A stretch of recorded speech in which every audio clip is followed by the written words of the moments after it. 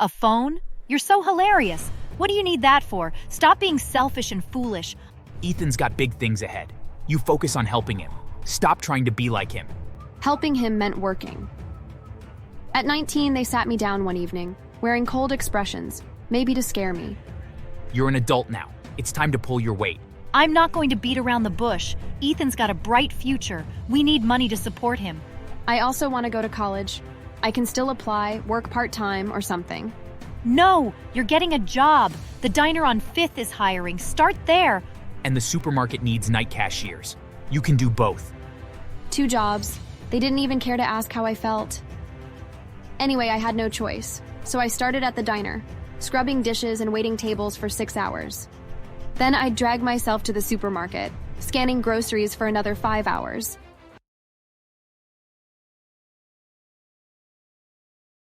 I'm richer than I ever imagined, sitting on a fortune that could buy islands, private jets, or whatever whim crosses my mind. I built this life from nothing, no thanks to my family. My parents, Diane and Robert, and my brother Ethan, are all dead to me.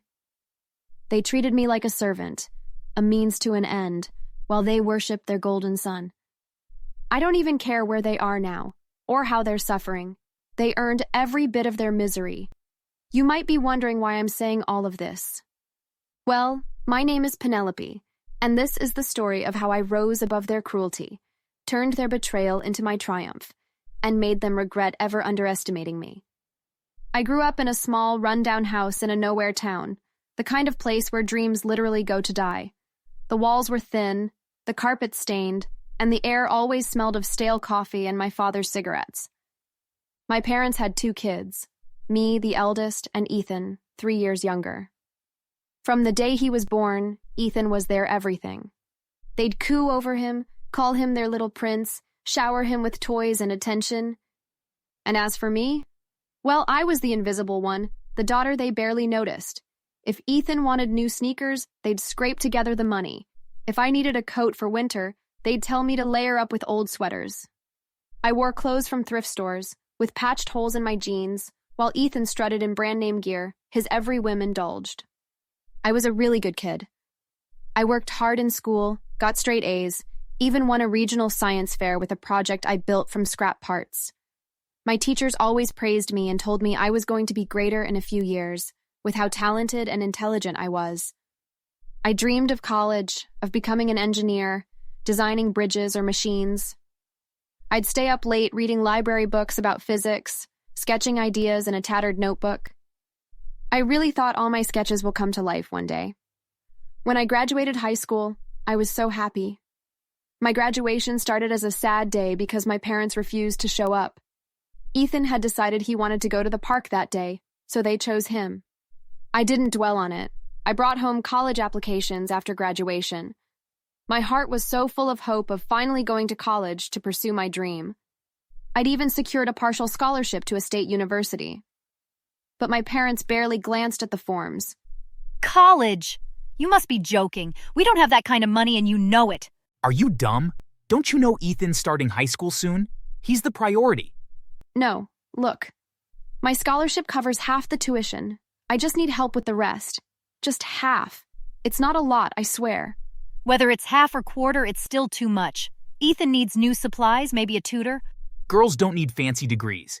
Get a job, contribute to the family. What the hell do you think you'd use your certificate to do when you're done? Were you told that certificates are used to take care of kids? My jaw dropped. They didn't even care about my future or my potential.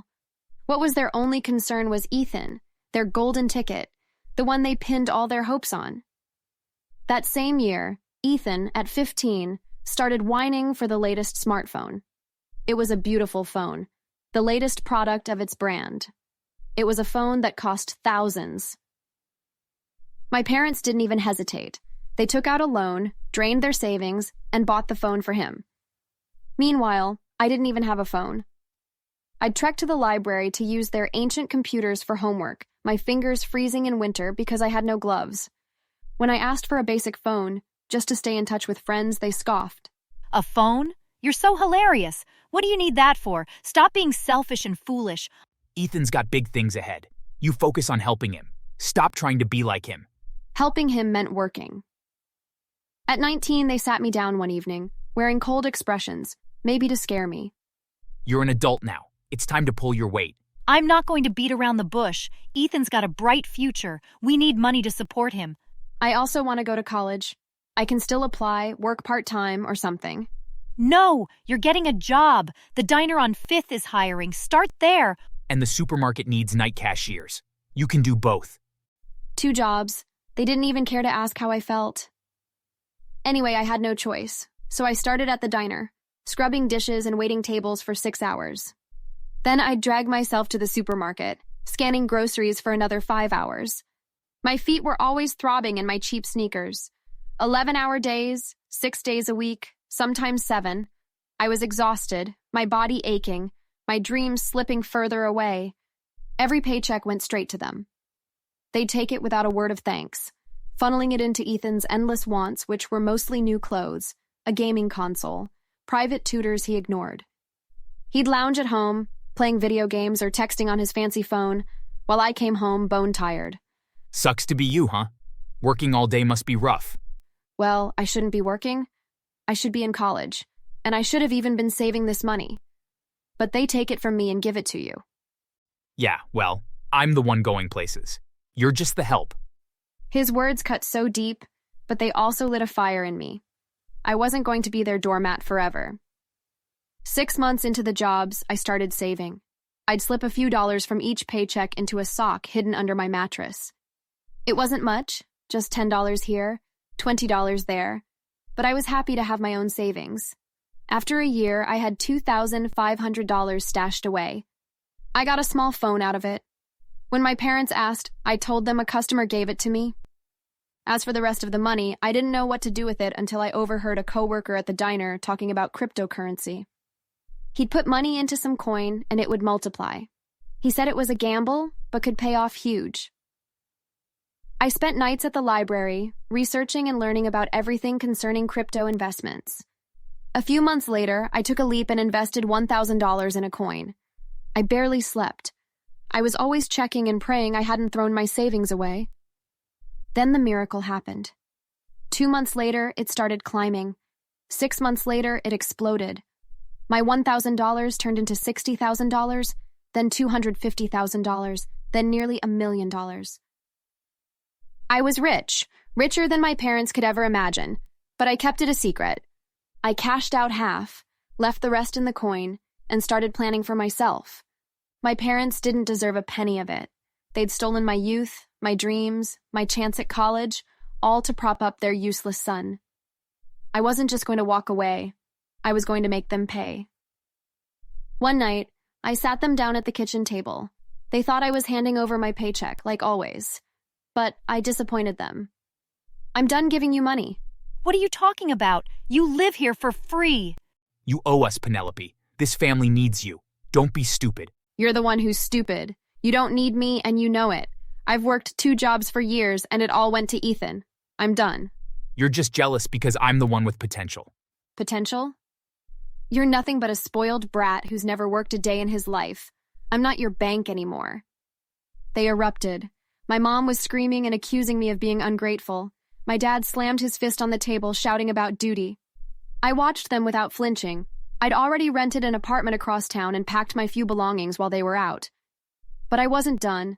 I wanted them to feel the consequences of their choices. I'd learned they'd taken a second mortgage on the house to fund another of Ethan's nonsense, which was a car he crashed in a week. Using my crypto money, I contacted a lawyer and bought the mortgage from the bank. I owned their debt now. I sent them a letter demanding full repayment in 6 months or I'd foreclose. They couldn't pay, of course. I'd made sure of that by cutting them off.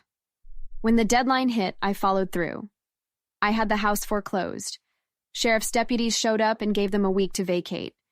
They begged, cried, and tried to guilt me when they found out I was behind it. Penelope, this is our home. You can't do this. We're your parents. We raised you. No, you raised Ethan. You used me. This is what you get. They moved into a dingy 1-bedroom apartment on the edge of town, the kind with moldy walls and bad lights. But I still wasn't done. I'd found out my dad had been doing cash-only repair jobs, never reporting the income. I tipped off the IRS anonymously. They audited him and hit him with back taxes and fines he couldn't pay. My mom called me sobbing and begging for help. We're struggling, Penelope. Ethan's not well. We need you. You needed me when I was slaving away for you. You chose Ethan. Live with it. I moved 2,000 miles away to another city where no one knew my name. With my crypto millions, I started a tech company for small businesses to manage inventory. It was a risk, but I'd learned to take those. The company soon took off, landing contracts with major retailers.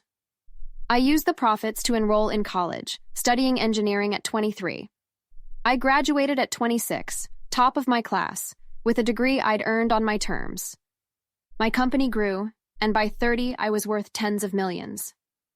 I bought a penthouse, traveled to places I'd only read about. I lived the life I'd dreamed of as a kid, sketching bridges in my notebook. My parents and Ethan, well, they collapsed more. Ethan, their golden boy, was a total failure. He dropped out of college at 19, squandered his tuition on parties, drugs, and gambling. By 21, he was addicted to drugs. They went in and out of rehab they couldn't afford. They'd poured so much into him, and he gave them nothing but chaos. Later, he got arrested for stealing from a gas station, then again for dealing pills to feed his habit. Last I heard, he was 27, living in their cramped apartment, jobless, strung out, and a burden they couldn't escape. My parents, now in their late 60s, were broken. My mom worked part-time cleaning houses, and my dad's health was failing, his repair jobs gone after the IRS fines. They'd bet everything on Ethan, raised him to be entitled and weak, and it destroyed them. They still try to reach me through voicemails, emails, and the rest, pleading for money.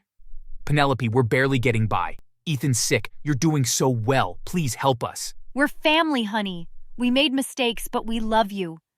They love me now? Funny. Where was that love when I got pneumonia at 16 and they left me home alone with no medicine because Ethan had a school recital? When I was sick, they called me dramatic. When he so much as sneezed, they rushed him to a private clinic. My birthday was always forgotten because it was too close to Ethan's basketball season. My graduation was skipped because Ethan needed rest before an exam. They'd make me cook for him, clean up after him, even lie to his teachers when he didn't do homework. And now, karma's come home. Ethan's not just a burnout, he's paying the price for the choices he made. Years of cigarettes and pills have left him with chronic bronchitis and early-stage COPD. He can barely walk across the room without wheezing. And guess who's spoon-feeding him soup, changing his sheets, and massaging his legs when the cramps hit? That's right, Diane and Robert, still clinging to their broken prince, still blinded by the favoritism that ruined them. His downfall is his fault. He chose drugs and laziness, but it's theirs too. They raised him to expect handouts, to believe he was above effort. I built my empire without them, and I'm not sharing a crumb. Thanks for watching.